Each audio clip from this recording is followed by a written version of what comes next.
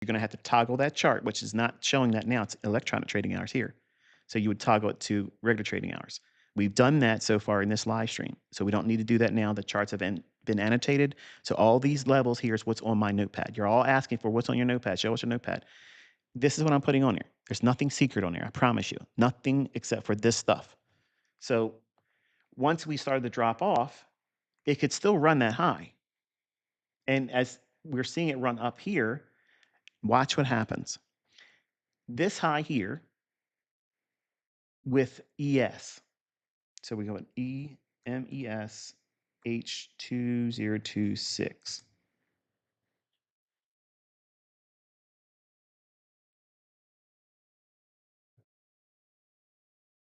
What do you see different here? NASDAQ had a lower high. See that? ES was pushing higher. It was pumping it higher, higher, higher. So this is SMT. So for your notes, when is there a high probability for efficiency using SMT related correlated asset analysis? In other words, you're looking at ES versus NASDAQ. When is that appropriate? When am I even considering it?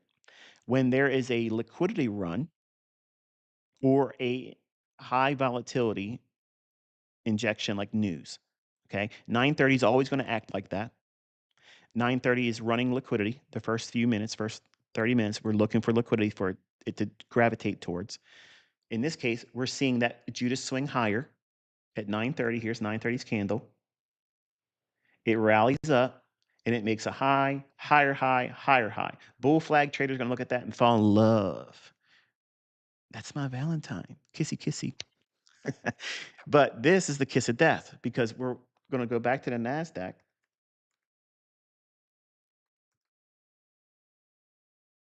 and see how it made a lower high here. So now, when do I use stop orders to get into a trade? Or when do I mark it in when I'm watching price action trade to and through a specific level? In this case, Cameron was prompted to watch that candlestick's opening price right there. When price was rallying up like that, I told him, I said, as soon as you see it trade through that opening price, as soon as you see it, enter at the market, sell your 2 contracts of micro. He put his little clicker on. You've seen him click on it. Okay. And just so you know, notice how I keep my chart centered.